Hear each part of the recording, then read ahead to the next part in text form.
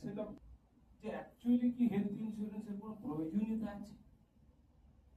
প্রথম প্রশ্ন এটা। আমাদের নিজেদের সেলফ কনফিডেন্সটাকে আগে আনা, তা নাহলে আমি মানুষকে কনভিন্স করাতে কোনোদিনই পারবো না। যত জানি বই টই পড়ে ঘেটে টেটে 1000 খানা পলিসি জানলাম, কিন্তু কিছু কাজ হবে না যতক্ষণ পর্যন্ত self realisation and self confidence না থাকে, ততক্ষণ পর্যন্ত আপনি ব্যবসা তুলতে কিন্তু পারবেন না।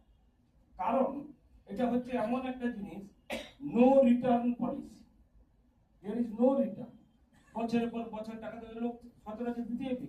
ঘরে ব্যাংকে আমার টাকা ছিল, আমি দিয়ে দিলাম, বেকার। মাইক্রোফোন দরকার নেই, এমনি তো শোনা যাচ্ছে। ঠিক আছে, শোনা যাচ্ছে। তো তাহলে বেকার টাকাগুলো দিয়ে দেবো, অথচ কোনো টাকা ফেরত নেই।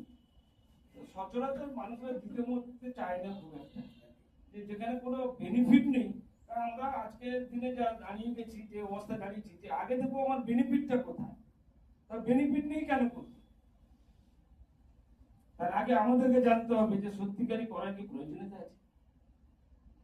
আমার মনে হয় যত স্কিম, আপনি মিউচুয়াল ফান্ড বলুন, LIC বলুন, যা আছে, সবচেয়ে গুরুত্বপূর্ণ ম্যাটার হচ্ছে কিন্তু হেলথ ইন্স্যুরেন্স।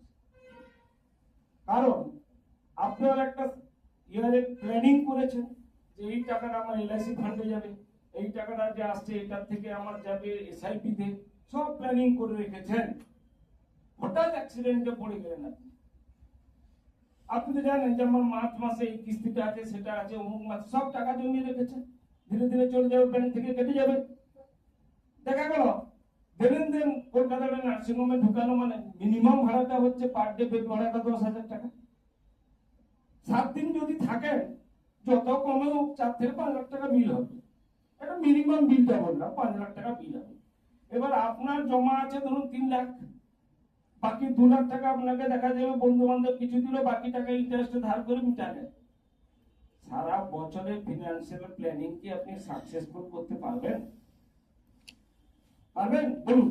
আপনার তো প্ল্যানিং হয়ে আছে অলরেডি যে আমি এই সময়টা এটা করবো, এককালীন একটা ধাক্কা চলে গেল 5 লাখ। কোনটা আপনি চালাতে পারবেন? LIC চালাতে পারবেন না মিউচুয়াল ফান্ড চালাতে পারবেন, না কোনটা পারবেন? কিন্তু তার জন্য যদি আমার সামান্য 10-12 হাজার টাকা খরচা করে আমি যদি একটা হেলথ ইন্স্যুরেন্স গার্ড হিসাবে রেখে দিই, তাহলে কিন্তু ওই টাকাটা আমার ফিনান্সিয়াল প্ল্যানিং এ কোনো এফেক্ট করতে পারবে না। জান না, অনেক টাকা তো এমনি বাজে খরচা করি আমরা, যদি হিসেব করে দেখি বহু টাকা বাজে খরচা সংসারের প্রতি মাসে হয়ে যাচ্ছে। আছে 5 খানা জামা, আবার 2 খানা জামা কিনে চলে কিনতে গেলে একটা 3 খানা শাড়ি কিনে নিয়ে চুমুচে গেল, এগুলো বাজে খরচা না?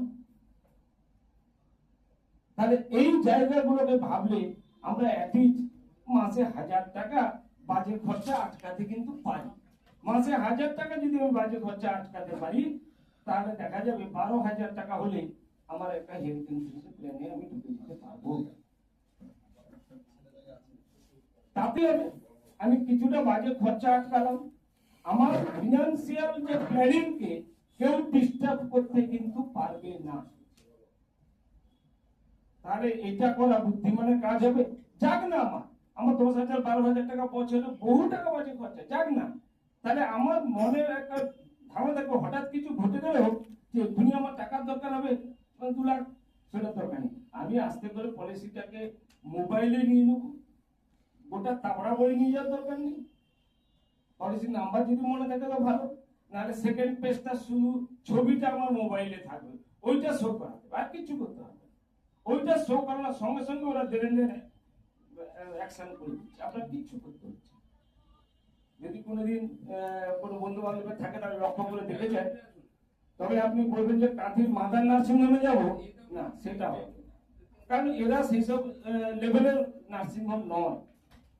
আমি কাঁথির নার্সিংহোমে ট্রিটমেন্ট নেবো, পয়সা কোম্পানি দিবে না, হবে না। আপনাকে ভালো জায়গায় ট্রিটমেন্ট হতে হবে, যেগুলো একটা স্ট্যান্ডার্ড। এদের তো কার লাইসেন্স আছে, কার অমুক নেই, কার তমুক নেই, বহু রকম ফলে এরা পাবে না, এইসব জায়গাতে পাবে না।